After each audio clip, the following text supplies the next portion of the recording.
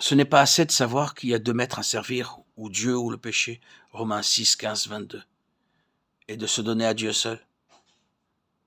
Il faut encore reconnaître que pour servir Dieu comme notre seul maître, il y a deux manières de le faire. Selon les anciennes prescriptions de la lettre, ou dans un esprit nouveau, Romains 7, 1, 16, jusqu'à ce qu'on en comprenne la différence, jusqu'à ce qu'on reconnaisse le danger et l'incapacité que décrit Romains 7, 14, 25, et qu'on renonce entièrement à cette voie légale. Il est impossible de savoir ce qu'est le service de Dieu par le renouvellement et la joie de l'esprit. Ce n'est que quand on a renoncé à se confier en la chair qu'on peut commencer à vivre de cette vie nouvelle. Dans tout catéchisme, chaque question est suivie d'une réponse appropriée. Mais combien de personnes ne cessent de répéter cette question: qui me délivrera de ce corps de mort, sans savoir la faire suivre de cette réponse: je rends grâce à Dieu par Jésus-Christ, notre Seigneur. La loi de l'esprit de vie qui est en Jésus-Christ m'a affranchi.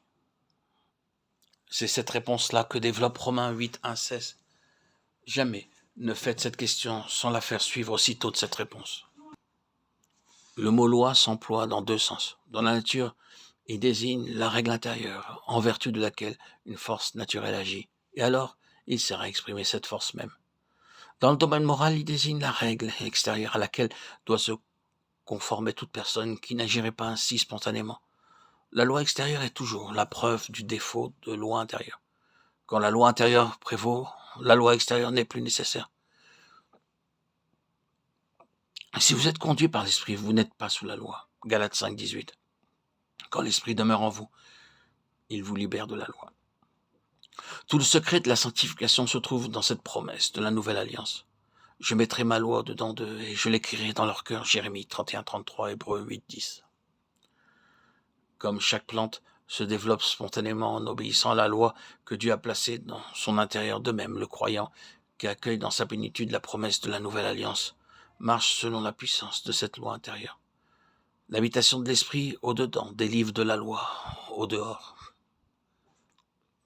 Seigneur Jésus, avec humilité, je te prie de me révéler le secret béni de la vie de l'esprit.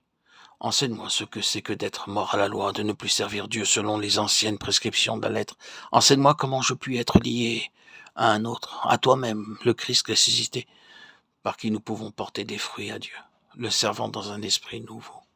Seigneur, avec confusion, je reconnais l'état de péché de ma nature. Je sais que le bien n'habite point en moi, c'est-à-dire dans ma chair, que je suis charnel, vendu au péché. Je te loue de ce qu'en réponse à mon cri qui me délivra de ce corps de mort, tu m'as appris à répondre. Je rends grâce à Dieu par Jésus-Christ notre Seigneur. La loi de l'esprit de vie qui est en Jésus-Christ m'a affranchi de la loi du péché et de la mort. Maître bien-aimé, enseigne-moi à présent à te servir dans un esprit nouveau, avec la liberté et la joie sans cesse renaissante de l'esprit de vie. Enseigne-moi à m'abandonner avec foi et de tout mon cœur à cet Esprit Saint, afin que ma vie soit celle de la glorieuse liberté des enfants de Dieu, qu'elle témoigne de la présence habituelle du Sauveur toujours prêt à produire en moi le vouloir le faire comme le Père les produisait en son Fils. Amen.